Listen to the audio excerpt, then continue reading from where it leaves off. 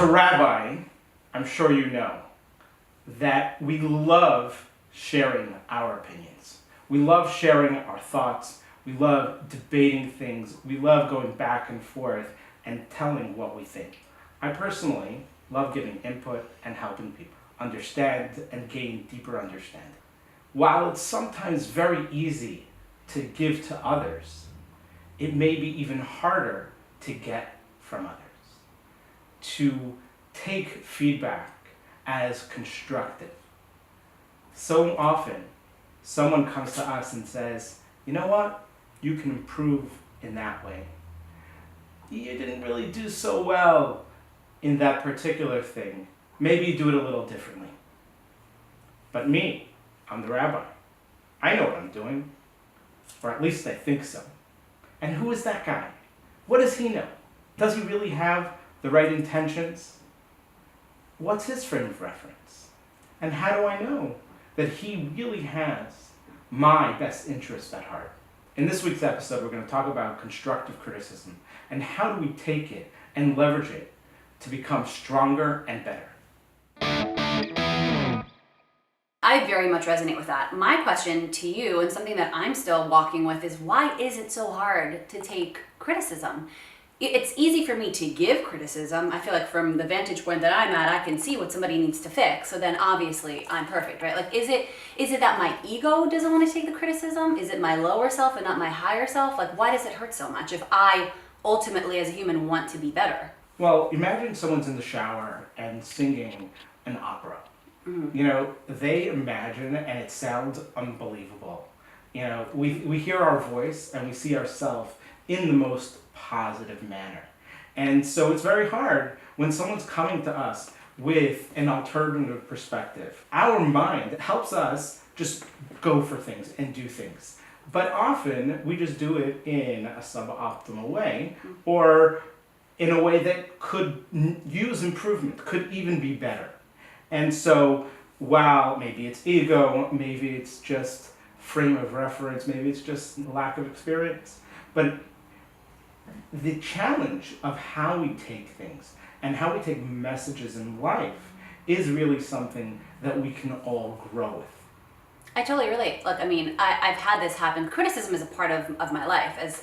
As a creative, as an actor, as a writer, there's always room for improvement. There's this thing in writing, it's called killing your darlings, killing your babies. And so you'll write a draft and your mentor, your colleagues will say, you know, get rid of this, and it hurts because it's a part of your, almost like a part of you. You feel like the thing you've created is an extension of you, so this thing that now you have to chuck out, this amazing joke you thought you're so excited about that everyone else is saying, it's not so funny, is like, it's begging of you to step back a little bit and maybe check if your reality was in fact a reality that was optimal. You're right. And so it is difficult. I've had it come up in work. I remember relationships where the other person would say, look, you did this and it hurt me. You did this and it offended me. And in my mind, I'm like, what? No way. Like, there's no way that could offend you because that totally wasn't my intention. And then again, taking that step back, taking the breath, saying it's okay, I'm not a terrible person just because I'm not perfect in this one way or hurt somebody or this wasn't optimal, and assessing and realizing, like, yeah, maybe the way I presented that wasn't in the most sensitive of fashions, and that does hurt. It is a reality, but now I'm wondering, okay, if that is so, how can I take criticism better so that when it hits, when it comes my way, I'm not immediately like tense, but I'm open to it so that I can improve. Right, and so, and that's the hardest part.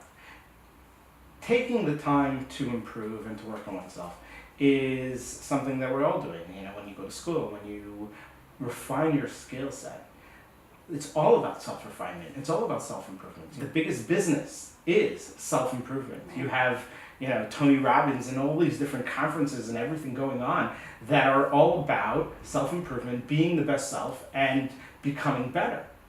But the feedback, when someone tells you something is wrong with you, and how that's painful and how you transform that into a positive energy, is something that the commentaries comment on this particular value.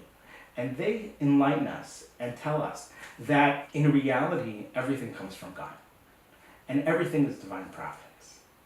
And when a messenger comes to us Whether it's a friend, whether it's a colleague, whether it's a mentor, whether it's just some random person or someone being hateful on social, and they say something negative or something that needs improvement, we have a choice. Our choice is, how do we take this message? Do we discount it as, oh, those haters, they don't know anything? Or do we leverage it?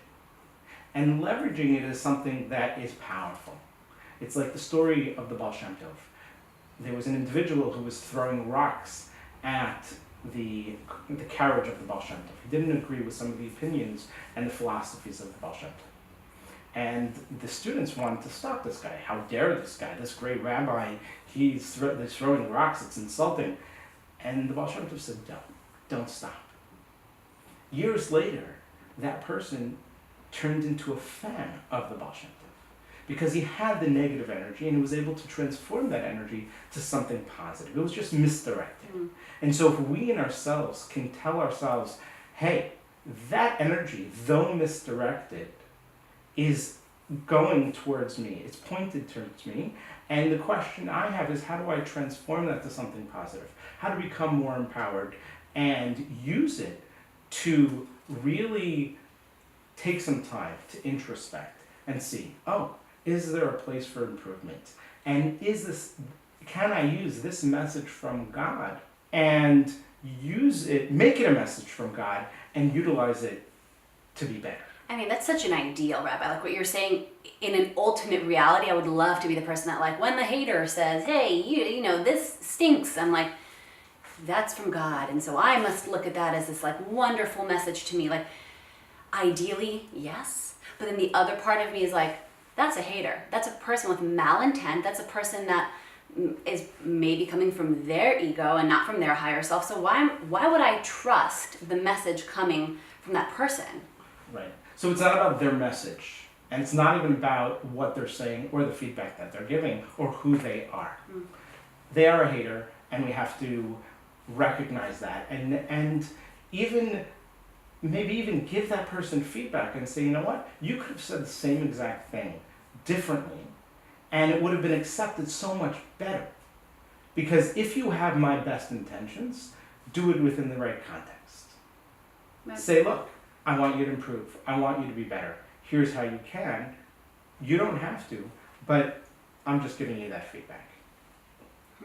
Or maybe it's someone else. Have somebody else, an intermediary, somebody who you think that person will be more accepting of their message, and share it with them so that they can come and share it with a third party. So that, or even waiting a couple minutes. Right. Wait a little while. Share it the next day. Share it a week later. By the way, last week when you did such and such, I think you could have done it a little differently. And then the emotion and all the different sort of psychological blockers are no longer there. And then you're really showing that you are focusing on the self-improvement rather than the heat of the moment. Oh, how could you have done it like that? You got to do it differently. That is so important. Now that you say that, I can think back to some times where instead of immediately giving criticism or having been given criticism, not right away, but like a moment later, or even that next day, that it did dissipate that kind of active energy. And I was more receptive. In fact, when it comes from love, and I think that's, again, an ideal, but that criticism comes from a person that you know cares for you. I hear things from my mom, but I know deep down that she's saying things that are so true because she loves me. And same with a partner or friends that are close to me or my rabbi. It's like, yes, you're saying this thing, it stings, but since I do value you and I know that you're a person who does care for me, like, let me, instead of immediately rejecting it out of the pain that it might force me to change myself, let me look at why this is happening. And I think that is a really important thing to develop, something I'm certainly working on. Right. And I think that's what the rabbis are saying when they say, take that message from God. Because God loves us. God knows us, knows what we struggle with, knows how much we struggle with those things. And nevertheless, if we realize that this message is coming from God, and God loves us and knows us, then it's coming from a compassionate place, not that person, but that this is a message that God is giving me. Then I can approach it from a positive mindset and remove it from the person, the hater, who is giving it to me. That's awesome. Just makes me think of all the lyrics like, thank you to my haters, thank you to all my exes. It's like you looking at the thing and stripping it from that person in that specific situation, but retrieving the message and walking forth with that. Exactly. Thank you for my life experience, because from that, I have learned something. Right. Thank you, next. Thank you, next. I mean, I'd love to hear what you guys have been struggling with when it comes to criticism, and what are some of your tips on how to take and digest criticism well? Because clearly I have some work to do with that. Well, I think we can all improve, and having that mindset of improvement is something that's really, really positive. Yeah. Be well. Bye, guys.